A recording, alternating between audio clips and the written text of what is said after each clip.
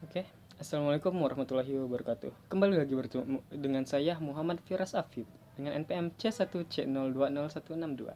Oke, pada kesempatan kali ini saya akan membahas mendapatkan kontrak konstruksi PSAK 34.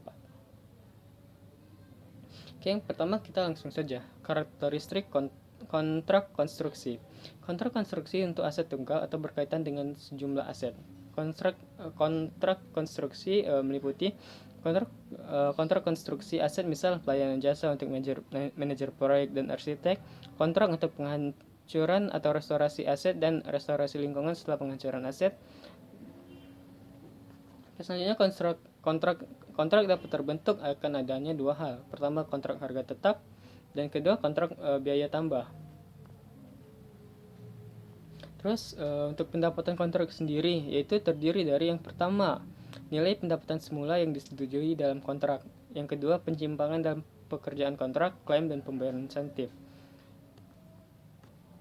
Terus untuk penyimpangan kontrak, yang pertama, penyimpangan. Suatu instruksi yang diberikan pelanggan mengenai perubahan dalam lingkup pekerjaan yang akan dilaksanakan berdasarkan kontrak. Dua, penyimpangan dimasukkan dalam pendapatan kontrak jika kemungkinan besar pelanggan akan menyetujui penyimpangan dan jumlah pendapatan yang timbul dari penyimpangan tersebut. Jumlah pendapatan dapat diukur secara andal. Terus kita ke materi yang lain, itu klaim. Klaim adalah jurnal yang diminta oleh kontraktor kepada pelanggan atau pihak lain sebagai pengganti untuk biaya-biaya yang tidak termasuk dalam nilai kontrak. Pengukuran pendapatan dari klaim mengandung ketidakpastian dan tergantung pada hasil negosiasi. Terus selanjutnya, klaim dimasukkan ke dalam pendapatan kontrak jika, jadi klaim ini bisa dimasukkan ke dalam pendapatan kontrak itu jika terdapat negosiasi telah mencapai nilai akhir sehingga kemungkinan besar pelanggan akan menerima klaim tersebut.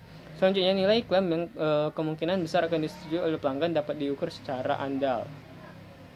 Terus selanjutnya itu untuk pembayaran insentif.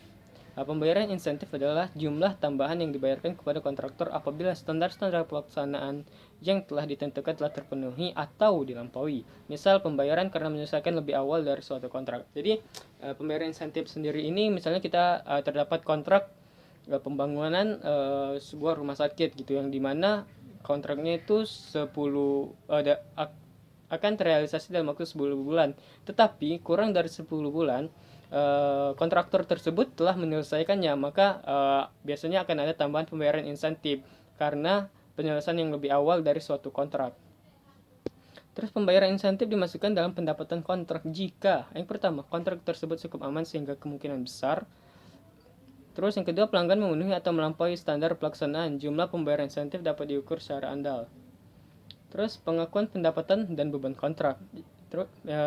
Jika hasil kontrak konstruksi dapat diestimasi secara andal, maka pendapatan kontrak biaya dan kontrak yang berhubungan dengan kontrak konstruksi diakui sebagai pendapatan dan beban dengan memperhatikan tahap penyelesaian aktivitas kontrak pada tanggal akhir pendapatan.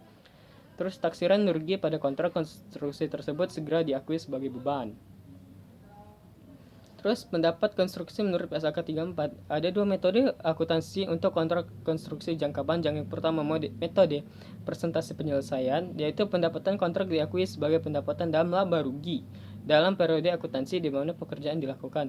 Terus selanjutnya, biaya kontrak biasanya diakui sebagai beban dalam laba rugi pada periode akuntansi di mana pekerjaan yang berhubungan dilakukan.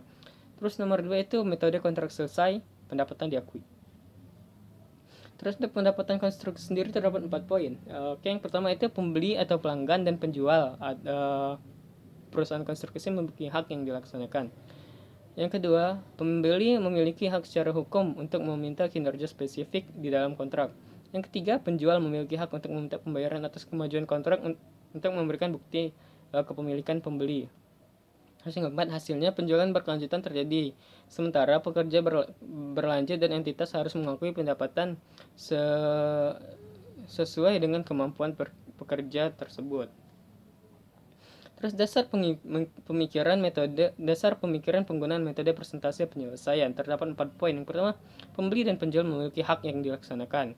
Yang kedua, pembeli memiliki hak secara hukum untuk meminta kinerja spesifik di dalam kontrak. Yang ketiga, penjual memiliki hak untuk meminta pembayaran atas kemajuan kontrak untuk memberikan bukti kepemilikan pembeli. Yang keempat, entitas harus mengakui pendapatan sesuai dengan pekerjaan tersebut.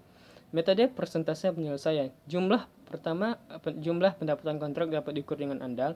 Yang kedua, ada kemungkinan manfaat ekonomis terkait kontrak masuk ke perusahaan. Yang ketiga, biaya kontrak sampai selesai dan tingkat penyelesaian pada akhir periode pelaporan dapat diukur dengan andal.